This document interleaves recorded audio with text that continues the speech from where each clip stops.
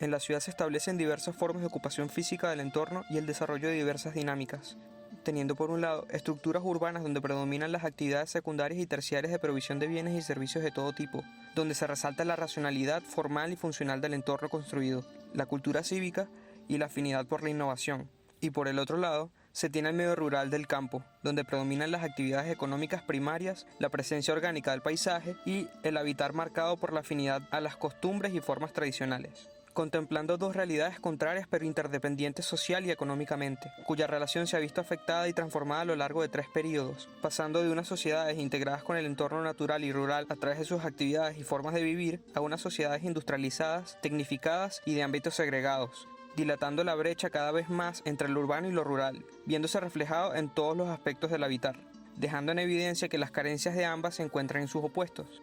En este sentido, y dado que el campo y la ciudad son sistemas interdependientes para sostenerse, se propone como objetivo general integrar y generar una transición entre las dinámicas del medio rural y del medio urbano, y como objetivos específicos, en primer lugar, establecer la continuidad de circuitos naturales y espacios públicos a través de corredores ambientales que permitan nuevas alternativas de conexión y movilidad sostenible. En segundo lugar, establecer usos y programas productivos, recreativos y educativos en los medios urbanos y rurales, que busquen una integridad y un sentido de pertenencia entre la sociedad, la ciudad y la biodiversidad. Y en tercer lugar, establecer criterios de habitabilidad mediante tectónicas cónsonas con el ambiente que reflejen la identidad del lugar a través de la continuidad de lo construido con el paisaje. En este sentido, se parte de una metodología tipo cualitativa utilizando el método de investigación-acción. La primera fase comprende el marco teórico y referencial, y consiste en investigación bibliográfica de referentes y antecedentes. La segunda fase comprende el marco contextual de la escala metropolitana, el cual consiste en el análisis y el reconocimiento del sitio.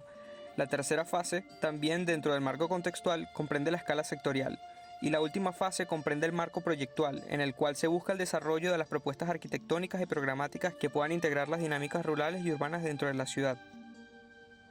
Este fenómeno de la segregación del campo y la ciudad no constituye un caso aislado ni particular, sino más bien una condición globalizada que se hace evidente también en centros como Calabozo, ubicado en el estado Guárico.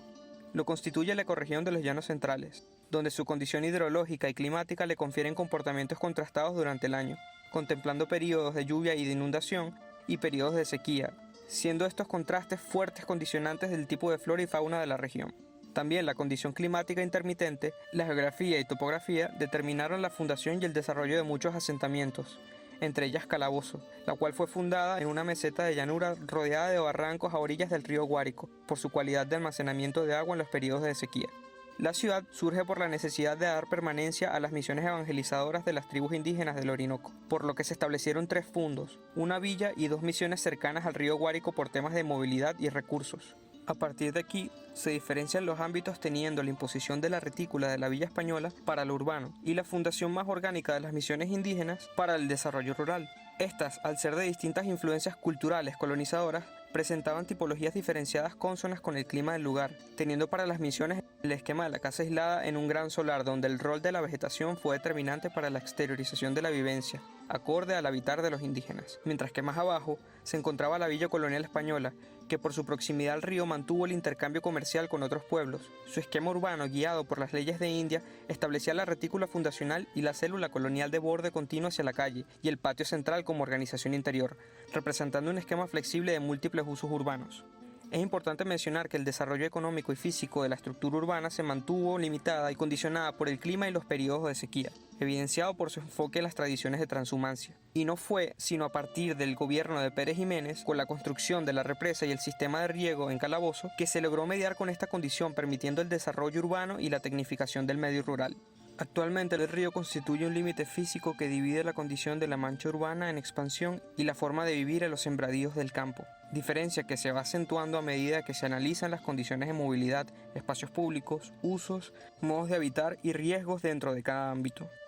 Este contraste es evidente a partir de la sectorización de los distintos sistemas de movilidad y el nivel de infraestructura, teniendo el urbano grandes corredores de asfalto que sectorizan la ciudad y rompen con la escala de la movilidad tradicional sin considerar aspectos climáticos de sombra ni movilidad alterna peatonal para su recorrido, mientras que en el campo se destacan las calles de ripio y la infraestructura vial definida por el trazado del sistema de riego, siendo un poco más libre. Se resalta el río como divisor entre ambas condiciones, siendo débiles los puntos de interconexión, alargando así las distancias y los recorridos.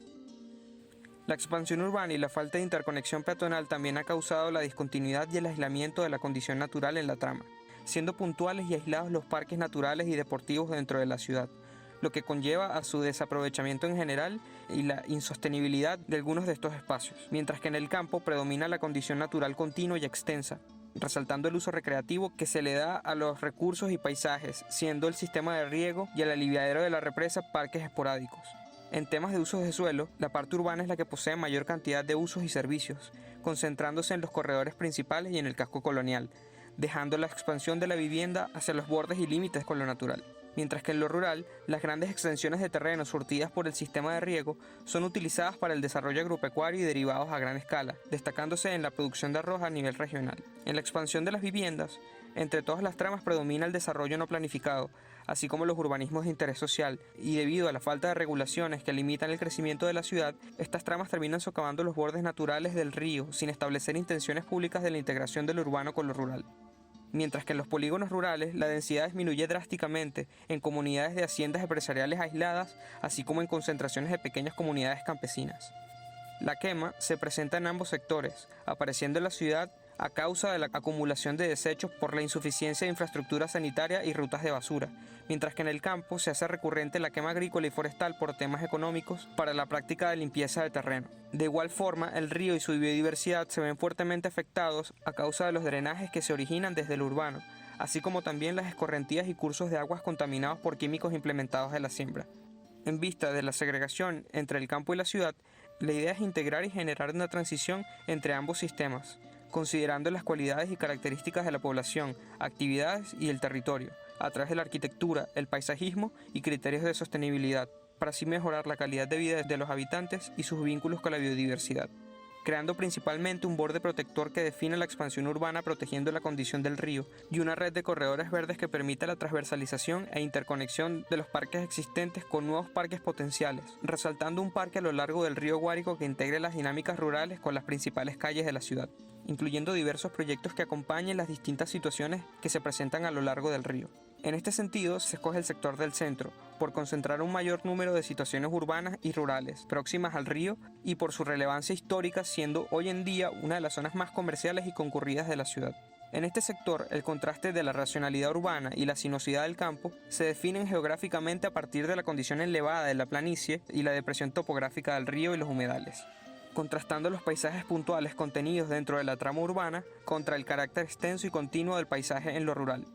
En la ciudad, la calle recta se define de bordes construidos presentando una continuidad y mixtura de servicios, mientras que en lo rural, la movilidad libre y sinuosa de límites difusos responde a las condiciones geográficas y naturales, permitiendo una continuidad visual pero una restricción de la movilidad, conectando a través de extensos trayectos de tierra usos puntuales de haciendas agropecuarias. En los bordes del sector urbano se presentan distintas condiciones de vivienda, que van desde el esquema denso y vertical multifamiliar hasta la condición aislada y de baja escala unifamiliar, mientras que dentro de los límites difusos y naturales del campo se sitúa la vivienda rural, permitiéndole vivir hacia el exterior. Las costumbres y los intereses van ligados al entorno y a las actividades, resaltando en lo urbano la tendencia innovadora, la institucionalidad y la recreación civil, mientras que en el campo predominan las costumbres tradicionales que tienen que ver con la productividad ganadera y agrícola, así como la artesanía. Ahora, entendiendo los diversos límites físicos, sociales, construidos y naturales que restringen la continuidad y la interconexión entre el campo y la ciudad, y en busca de conectar y generar una transición e intercambios entre ambos sectores, en lo urbano se busca organizar la movilidad a través de un sistema de macromanzanas, buscando renaturalizar la vivencia y brindando continuidad de los espacios verdes de la ciudad, así como también continuar esta energía comercial y recreativa de los espacios públicos hacia los bordes del río, distribuyendo esa energía en lo rural a través de un lenguaje sinuoso que conecte distintos paisajes y puntos de interés en el campo, generando accesibilidad, así como nuevas dinámicas que aprovechen el potencial turístico. Por lo que el estudio enfoca el interés en el límite intermedio entre el campo y la ciudad, donde la topografía y el río constituyen una frontera que acentúan la dicotomía entre la racionalidad urbana y la sinuosidad rural, así como la variación de movilidad, trama y de vivencia. En este sector, el ecosistema natural rural queda restringido por las viviendas del borde urbano, las cuales debido al carácter privado actúan como barreras ocultando la presencia del río, siendo pocos los puntos de transversalidad pública que comunican el campo con la ciudad, y al encontrarse en estado de deterioro, como es el caso de las escalinatas del antiguo embarcadero, se propicia el descuido, la contaminación y la inseguridad en estos espacios. En la agrupación de la cuadra se mezclan los momentos de borde continuo con los momentos porosos del esquema aislado de la vivienda, así como espacios vacíos. La vivienda aislada es de carácter unifamiliar y de baja escala, que a diferencia del borde continuo colonial, estas poseen retiros y patios cercados que le permiten la ventilación y proyectar la vivencia hacia el exterior, donde la presencia de la vegetación le provee sombra, así como también la materia prima para sus labores productivas y actividades tradicionales, dejando en el interior el servicio y lo privado. Por lo general, estas viviendas son de carácter progresivo, por lo que constituyen un cinturón heterogéneo de formas constructivas que van desde lo convencional hasta la materialidad más improvisada y tradicional. Mientras que hacia el otro lado del río predominan los diversos paisajes en los que la vivienda rural aislada se ubica para el aprovechamiento de los recursos. El habitar se caracteriza por la completa exteriorización de los espacios, siendo los elementos naturales los que definen los recorridos y espacios de permanencia, dejándola a la vivienda como sitio de almacén y servicio, partiendo de técnicas constructivas tradicionales de materiales de la zona para permitir la continuidad y la integración con el paisaje. En este sentido, se proponen intercambios entre el campo y la ciudad brindando acceso, diversificación y delimitando los sistemas de movilidad, planteando la continuidad de los ejes urbanos brindando acceso mediante el manejo topográfico de terrazas comerciales y paseos que generen un nuevo frente y delimiten la zona protectora del río, así como infraestructuras que den acceso al agroparque. Mientras que en lo rural se parte de diversificar las formas de movilidad con el fin de preservar los ecosistemas, generar conexiones con la ciudad y delimitar ámbitos, obteniendo múltiples formas de explorar el espacio. De esta manera se parte de múltiples formas de hacer límites y conexiones, mediante el lenguaje de los elementos del campo como el manejo topográfico de la vegetación, el agua y los recursos construidos como puentes, como formas de relacionarse con la biodiversidad existente en el entorno. En busca de aprovechar las condiciones tradicionales y ambientales del lugar, se propone integrar ambos sistemas mediante el habitar productivo del borde y la recreación interactiva del agroparque. Partiendo de la porosidad del borde y la condición topográfica, se propone un sistema de manzanas en el que se denoten distintas configuraciones de vivienda mixta, como fachada hacia el río para generar un paisaje heterogéneo, que utilicen el patio como espacio de integración colectiva, así como también de desarrollo individual, trabajando la aproximación y transiciones de la ciudad al campo mediante la secuencia de esquemas de agrupación aterrazados con esquemas lineales que acompañen el paseo al río, activando el recorrido con usos y espacios que condensen las bondades de las tradiciones urbanas, relacionando la vivienda hacia el exterior con el comercio y lo expositivo, y hacia el interior con los talleres y las zonas de cultivo. En lo rural, se busca condensar los usos del campo en estos ámbitos, que integran la biodiversidad de fauna y flora con la heterogeneidad urbana, mediante dinámicas naturales y tecnificadas que resalten la identidad y la tradición del lugar. La idea es promover y preservar las relaciones con la flora y la fauna natural mediante paseos, puntos de contemplación y esparcimiento que introduzcan al usuario como espectador en el entorno, así como también proponer actividades con la fauna y la flora tecnificada, que involucren al usuario como parte del proceso mediante espacios deportivos, formativos y productivos. Ambas estrategias como formas de sumergir al espectador en el paisaje y en las formas de habitar en el campo,